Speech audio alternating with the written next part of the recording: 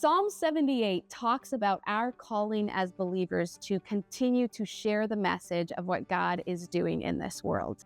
My name is Dr. Tanya Gericke, and I have been a missionary for the past 11 years with the North American Baptist Conference, specifically focusing on raising up the next generation of kingdom leaders, focusing on Gen Z, coming alongside of them, accompanying them in their journey of finding who Christ is in their lives and what it means to follow him in their mission. And so I have been working in Romania with Romanian Gen Zers, but also in this space of developing a camp ministry in Romania. There's been a space for North American young adults to come and be discipled in this way as well. And what I've noticed with Gen Z is there's a call for us as ministry leaders to approach Gen Z with a missionary heart and a missionary practice and posture. So when I moved to the mission field 11 years ago, I entered into a new culture, a different culture, very different than what I grew up in being a Canadian. There was new things. I had to learn a new language. I had to learn how to drive in a new country. I had to learn how to cook new food. There were so many things that were just new to me. And as a good missionary, I came in a learning posture, wanting to learn from this culture, learn what God is doing in Romania, learn what it means to worship Christ in Romania. I came with a learning posture. And I believe that as we think about the next generation, we need to have this same missiological posture as we come alongside them and learn from Gen Z. There's a missiologist by the name of Kenneth Nerbass, and he wrote a book called Advanced Missiology.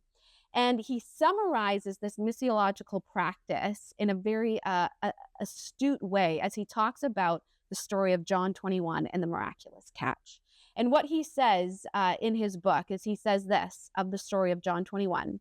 7 of Jesus' friends had been fishing all night with nothing to show for their efforts. Perhaps the lake had been overfished, maybe the bait was old, or the fish were too savvy for the strategies and methods the disciples were using. Jesus told them to try it in a new way, to cast their net on the other side of the boat. Now, maybe Jesus' new tactic was anticlimactic, but the results were drastic. That's what missiology is supposed to do. Inspire those of us who have always been fishing on one side of the boat to cast our net in a different way. And Kenneth Nerbass says maybe that means we need to learn new pedagogies, or we need to revisit our mission history and learn global theories. But whatever that looks like, it means we need to think deeply of what does it mean to cast our net in a different way. This is an approach that missiologists have been using for hundreds of years on how we connect with a different culture and learn how to share the gospel in that culture. And it's my conviction as we think about Gen Z that we need to have this same posture. We need to learn about Gen Z, see that Gen Z is a different culture than the generations before. And why I think this is so important is because Gen Z has grown up in a world that is vastly different than what the generations before them has experienced. So when we think about Gen Z has grown up in this post-Christian world where government and church have a different relationship. They've grown up in a world that is far more multicultural. They've seen the effects of globalization, of having a connected world. They've seen the diversity in the world. They've seen diverse religions. We've seen technological advancements with this generation that is so different than the generations before. They've walked through recessions. They've walked through COVID.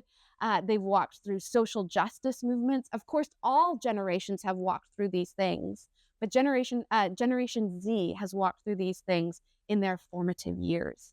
And because of that, that changes their perspective, that changes their beliefs, that changes their values. And so I would say have become their own culture, their own system of beliefs and priorities that are vastly different than the generations before. So the question for us as we think about Gen Z being their own culture is, are we going to critique them because of these differences? Or are we going to have this missionary attitude and posture to come alongside, to learn, to understand what does it mean to share the gospel in this context, and to understand what God is doing amongst Gen Z? One of my favorite generational researchers is a guy by the name of James Chung. And he's done a lot of generational research to understand what are the spiritual questions of different generations. Understanding that each generation, being its own culture, has different experiences in the world and different experiences then that lead them to different spiritual questions. he's kind of unpacked what are those different spiritual questions for different generations. And so he says that boomers, when you think about the boomer generation, generally the spiritual question that they have is, what is truth? Wanting to know what is black and white truth, what is objective truth, and how do we chase after that? And so when they're looking at the Bible and trying to understand what faith means to them, they're asking that question of what is truth and how do I cling to that?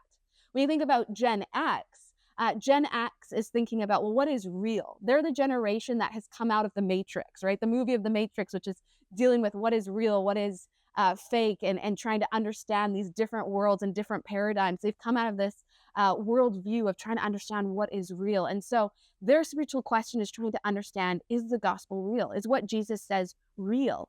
And so that's kind of their spiritual question. And then Dr. James Chung says of the millennials, the generation of travel bloggers and influencers, people chasing after the good life, Dr. Chung sees that their spiritual question is, what is good? What is the good life?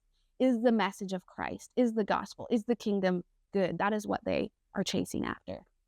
When it comes to Gen Z, it's very interesting because their question, James Chung would say, is less tactile.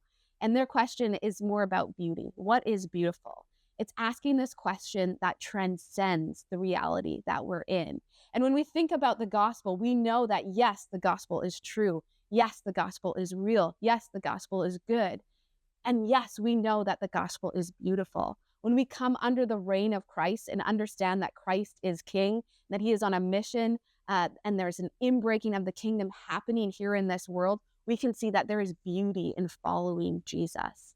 And so if we can understand that generations are different cultures, they have different spiritual questions, then we can better understand what it means to come alongside that generation, understand how Christ is speaking to that generation, how we can present Jesus in that generation and contextualize the gospel to that generation. And that's going to enrich the way that we preach to this generation. At the end of the day, of course, we are preaching the good news of Jesus Christ. We are preaching the hope found in the victory of the cross.